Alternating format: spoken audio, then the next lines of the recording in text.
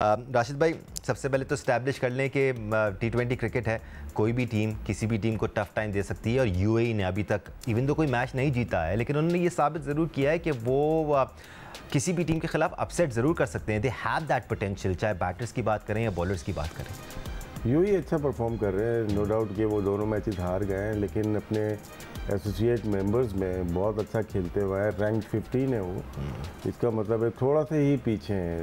Rank 12 तक अच्छी teams होती हैं, ये भी अच्छी टीम बनती हुई नज़र आ रही है। 4-5 प्लेयर्स ने बहुत इम्प्रेस किया है, सभी को किया होगा। मोहम्मद वसीम थे, आसिफ खान, दोनों पाकिस्तानी, राहुल चोपड़ा अच्छे करते हुए, हैदर अली ने अच्छी बॉलिंग की है, जुनैद सिद्दीकी ने, इनके पास है, लेकिन 11 शायद पूरे ना हो, मतलब कि 11 जो फाइटर्स होते हैं वो इनके पास कमी है। जाहिर सी बात है वो एसोसिएट मेंबर्स हैं और दूसरे ममालिक से लोग आके बसते हैं, यहाँ पे खेलते हैं, लेकिन उसके लिहाज से T20 में चांस मिल जाता है। अगर मोहम्मद वसीम खेलते हैं या आसिफ या चोपड़ा अच्छी बैटिंग करते हैं तो मैच को निकाल सकते हैं। लेकिन फिर भी अफ़गानिस्तान हो या पाकिस्तान, फार बेटर साइड है इनकी हमारी, और चांसेस कम है यूएई के। लेकिन क्रिकेट में जाहिर सी बात है, हम हमेशा ये बोलते हैं कुछ भी हो सकता है, लेकिन इम्प्रेस किया है इनकी बैटिंग ने, स्पेशली जिस तरह से उन्होंने दोनों ममालिक के खिलाफ बैटिंग की है, very impressive. Absolutely, no doubt about it. और अगेन अब थोड़ी सी और बेहतर एग्जीक्यूशन होती, चाहे बैटिंग में या बॉलिंग में, तो रिजल्ट्स कुछ भी हो सकते थे, ना सिर्फ पाकिस्तान के खिलाफ बल्कि अफगानिस्तान के खिलाफ भी। देवर कैमियोज, देयर इंडिविजुअल ब्रिलियंसेस, जिसकी बुनियाद पर वो मैचेस में कामयाबी हासिल कर सकते थे। अगेन एक्सपीरियंस मिलता जाता है तो आप मुश्किल सिचुएशंस को अपने हक में मोड़ सकते हैं। सिक्कू भाई, अफगानिस्तान के खिलाफ मैच से पहले मुझे याद है आप कह रहे थे कि पाकिस्तान को कुछ एक्सपेरिमेंटेशन करनी चाहिए, प्लेइंग 11 में नहीं भी करते हैं, चलें वही प्लेइंग 11 खिलाते हैं, बैटिंग ऑर्डर में एक्सपेरिमेंटेशन करनी चाहिए, नहीं हुई, वही बैटिंग ऑर्डर खेला, टीम में तब्दीली करनी चाहिए आपने कहा था, वो भी नहीं हुई, वही टीम खेली, उसके बावजूद हम अफगानिस्तान से हार गए। नॉट सेइंग कि आप किसी टीम से हार नहीं सकते हैं, बट आपकी एग्जीक्यूशन में मसला नज़र आ रहा है। आपके जो प्रॉब्लम्स आइडेंटिफाई हुए हैं, चाहे वो बैटिंग ऑर्डर के हों या फिर बॉलिंग के हों, वो जूं के तू हैं। क्यों है ऐसा सिक्कू भाई? यार तुम उसको एक्सपेरिमेंट कहोगे कि जो अगर टीम में तब्दीली होती है कि वो एक्सपेरिमेंट नहीं होता। टीम में जो लड़के 16 सेलेक्ट होते हैं वो पाकिस्तान के बेस्ट सपोज किए जाते हैं, जो कि कभी भी किसी वक्त भी पाकिस्तान के लिए खेल सकते हैं। तो मेरा सिर्फ ये नहीं था कि जी एक्सपेरिमेंट करें, मेरा ये कहना था कि उनको प्रैक्टिस दें। आप देखें ना, 4 मैच तो गुजर गए हमारे, कितने गुजरे? 1 2 3 नहीं, अफगानिस्तान से 2 हो गए और एक ये 3 मैच गुजर गए। 3 मैचों में हमने वही लड़के खिलाए। अब देखना है कि आज के मैच में क्या होता है। वो सिर्फ फास्ट बॉलर्स में आप लोगों ने यूएई के खिलाफ हमने सलमान मिर्जा को टीम में वही फास्ट बॉलर्स को ऊपर नीचे किया, थोड़ा उनको शाहीन को उनको रेस्ट दिया, हारिस को रेस्ट दिया। उसके अलावा हमने कोशिश ही नहीं की। अभी भी 4 लड़के ऐसे बाहर बैठे हुए हैं कि जिन्होंने अभी तक खेला नहीं है। हुसैन तलत है, खुशदिल है, इब्रार है, वसीम जूनियर है, वसीम जूनियर, 4 लड़के अभी तक खेले नहीं है और ये एक ट्रायल सीरीज़ की एक प्रैक्टिस मैच है। अलमिया बनता जा रहा है अहमद, ये इशू है, क्योंकि सिक्कू भाई कह रहे हैं कि ये जो लड़के सेलेक्ट हुए हैं ये पाकिस्तान के टॉप प्लेयर्स हैं और इनमें से कोई भी प्लेयर प्लेइंग 11 में खेल सकता है, लेकिन वसीम जूनियर को अभी तक हमने एक्शन में नहीं देखा है, हुसैन तलत को हम टीम में लेके आए, उनको एक्शन में नहीं देखा है। अबरार पर पाकिस्तान टीम रिलाई करती है और ऐसी कंडीशंस में जब अफगानिस्तान की टीम स्पिन का जाल बिछा रही है आपके खिलाफ, आप फिर पेसर्स खिला रहे हैं। इवन दो फहीम अशरफ ने उस मैच में 4 विकेटें ली थी, बट अबरार को हमने मिस किया उस बॉलिंग लाइनअप में। अगर वो होते तो शायद आप और ज़्यादा प्रेशर एक्सर्ट कर सकते थे अफगान बैटिंग लाइनअप पे। जी बिल्कुल, आप शुरू से ही बोल रहे हैं कि देखिए, एक तो आपकी जो डेथ बॉलिंग है वो कंसर्न है आपके लिए बहुत बड़ा, से आपका जो नया बॉल भी है कि शाहीन के साथ नया बॉल कौन करेगा, ये भी आपके लिए कंसर्न है। तो जब तक ये 2 चीजें आप बॉलिंग के अंदर कवर नहीं करेंगे, कोई भी अच्छी टीम आपको होगी वो हिला के रख देगी आपको। अभी तो ये देखें कि यूएई के वो प्लेयर थे, वो पाकिस्तान से गए हुए हमारे साथ, अंडर 19 भी खेले हैं, उन्होंने किस किस तरह के छिक्के मारे हैं आपको। तो जैसे ही कोई और पोटेंशियल वाला थोड़ा सा ज्यादा एक्सपीरियंस प्लेयर आएंगे और ऐसे काफी ज्यादा टीम के अंदर प्लेयर होंगे एक से ज्यादा जो आपकी बैट लेंथ को कैपिटलाइज कर सके, तो वो आपके मैच को कहां से कहां लेके जाएंगे। और ये दोनों एरियाज ऐसे हैं बॉलिंग के अंदर जो कि बहुत जरूरी हैं। पहले 6 ओवर और आखिरी 3-4 ओवर यहाँ पे पाकिस्तान लैग कर रहा है। और फिर प्लेइंग 11 के अंदर मुझे नहीं पता है कि इब्रार क्यों नहीं खेल रहे हैं, इब्रार को बी कैटेगरी दी गई जहाँ पे बाकी आपके सीनियर दीगर प्लेयर मौजूद हैं। तो बी कैटेगरी का मतलब ये है कि आप इन पे रिलाई कर रहे हैं, ये आपके बेस्ट स्पिनर हैं। ये कैसे बेस्ट स्पिनर हैं कि जो अभी नए नए ही आए हैं, जिन्होंने 14-15 मैचेस खेले हैं और उसके बाद उनको रेस्ट पे लगा दिया गया, रेस्ट मोड पे। और बी कैटेगरी शायद इसलिए दे दी है कि ये बोले ना चुप रहे। करना क्या चाह रहे हैं आप कितने ऑलराउंडर खिलाएंगे, किस किस को खिलाना चाहते हैं? माइक हेजन एक बहुत जबरदस्त कोच है, लेकिन what is he trying to do with this team? आपको ये मैचेस जीतना बहुत जरूरी है। हाँ, अगली टीम आपसे अच्छा खेल के अगर आपको हराती है तो समझ आती है, अगर आपको आउट क्लास करती है तो समझ आती है। लेकिन जब इस तरह के डिसीजंस, फॉर एग्जांपल आप अपनी प्लेइंग 11 ही ठीक नहीं उतारेंगे और इसकी वजह से आपकी टीम को नुकसान हो रहा है और इस वजह से आप मैचेस हार रहे हैं, तो ये एक्सेप्टेबल नहीं है। I think Aqib Javed needs to have a word with Mike Hesson regarding the playing 11।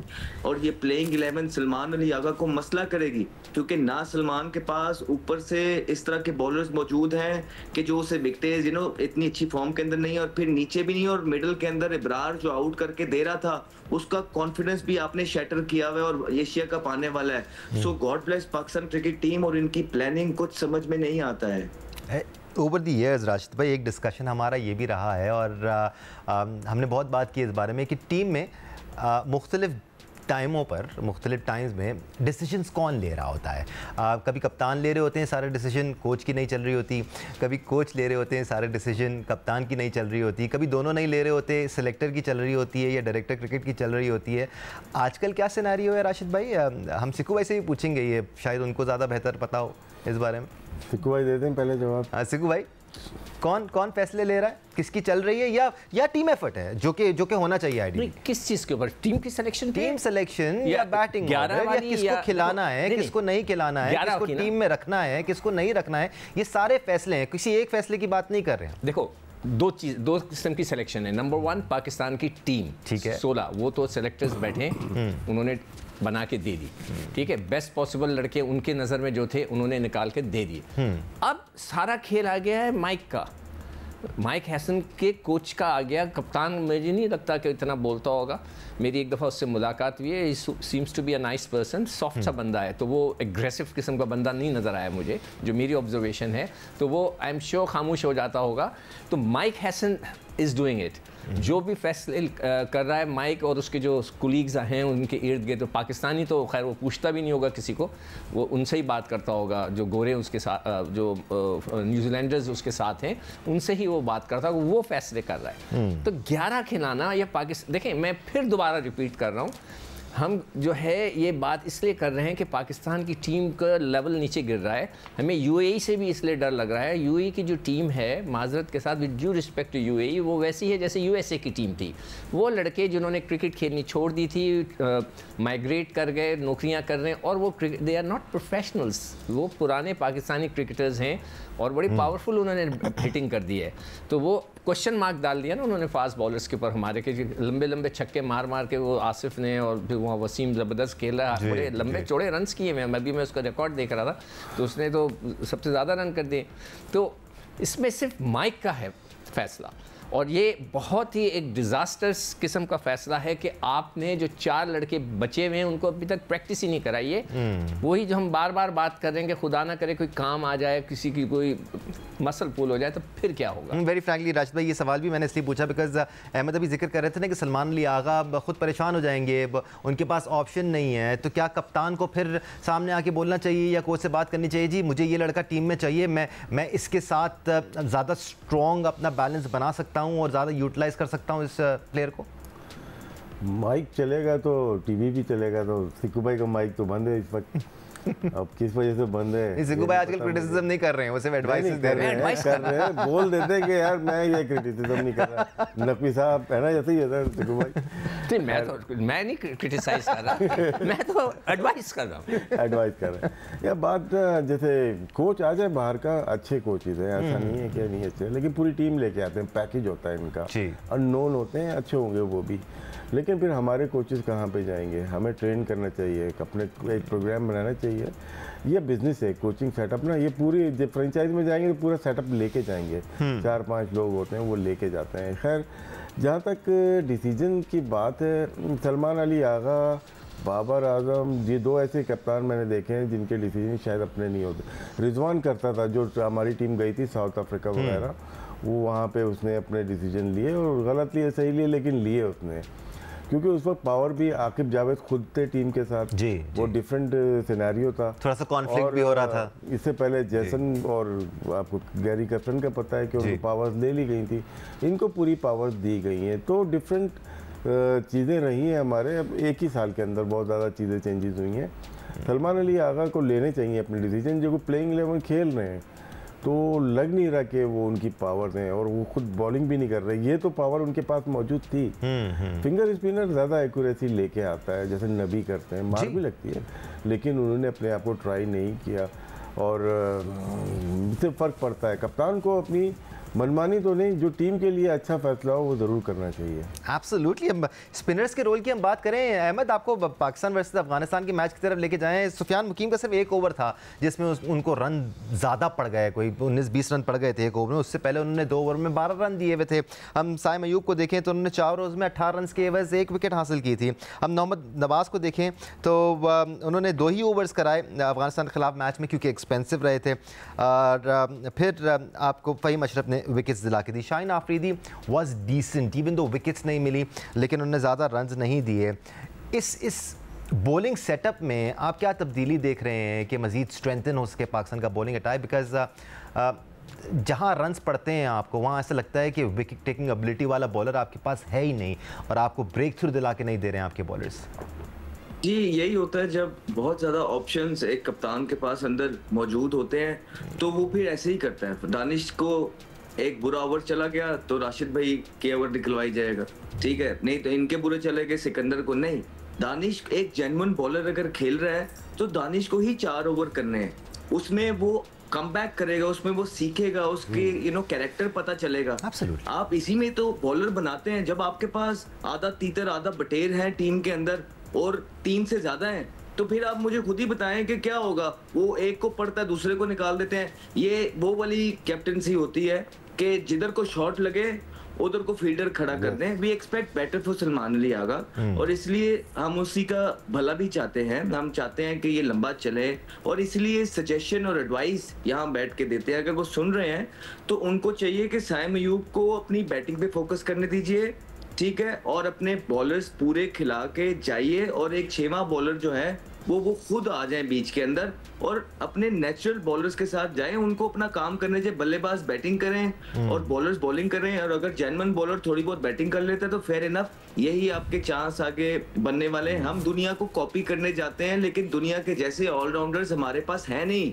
अगर होंगे तो बड़ी जबरदस्त बात है, कर लें, लेकिन उनको समझ ही नहीं आ रही है कि हम लोगों ने अपनी स्ट्रेंथ के हिसाब से टीम फॉर्म करनी है, अपना एक प्लान बनाना है और अपना एक मैच विनिंग स्ट्रेटजी बनानी है जो हमारे पास रिसोर्सेज मौजूद हैं। और ये सारी बातें हम इसलिए बोल रहे हैं कि ये टीम सक्सेसफुल हो सके, ये टीम आगे जा सके, इस कोच और यंगस्टर्स के साथ टीम आगे बढ़ सके। लेकिन अगर यही चीज चलती रही कि सुफियान मुकीम को 1 ओवर में 10 हो गया, 15 हो गया, तो उसको हटा के जी आपके पास साइम आ गए, और साइम के बाद फिर आगा आ गया, आगे के बाद फ़हीम अशरफ आ गया, और फिर जेन्युइन बॉलर्स के भी हालात आपके सामने हैं, आपके कभी भी एक टीम डेवलप हो नहीं पाएगी, एक यूनिट डेवलप हो नहीं पाएगा, चाहे वो बैटिंग का है चाहे वो बॉलर का है। तो आपने अगर बैटर्स और बॉलर्स डेवलप करने हैं तो उनको मार भी खाने दें, और उन फिर कम बैक भी करने दें, और फिर उन्हीं पे बात भी हो, क्योंकि ये उनकी प्राइमरी जॉब है।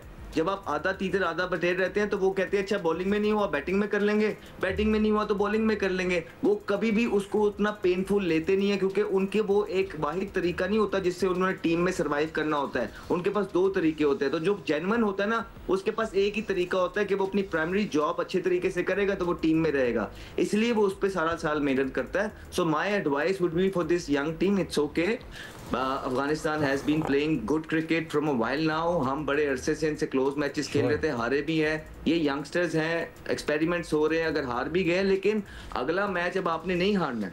आपने अब ये ट्रॉफी जीतनी है, ट्रॉफी लेके आनी है, बिकॉज जीत के साथ ही सपोर्ट है। जिस ये तो बड़ी क्लैरिटी के साथ मैं कह रहा हूँ कि जीत के साथ ही सपोर्ट है। यहाँ हर दूसरा इंसान कंटेंट क्रिएटर है और आप किसी को भी आजकल चुप नहीं करवा सकते, तो आपको जीतना ही पड़ेगा आगे सपोर्ट लेने के लिए। हाँ, लेट्स फेस इट, पाकिस्तान का जो ट्राई नेशन सीरीज़ के लिए स्क्वाड है, यही स्क्वाड एशिया कप के लिए भी है। बड़े इवेंट्स के लिए इस स्क्वाड का अनाउंसमेंट किया गया था। क्या कोई चेंजेस फोर्सफुली करनी पड़ेंगी पाकिस्तान के स्क्वाड में? क्या हम प्रॉब्लम्स को या इश्यूज़ को नज़रअंदाज करेंगे, अपनी आंखें बंद करेंगे और हम बोलेंगे कि नहीं एशिया कप में सब बेहतरी हो जाएगी? क्या हम इस तरफ जा रहे हैं? विल टेक अ ब्रेक है and will talk about it after the break. हमारे साथ रहेगा।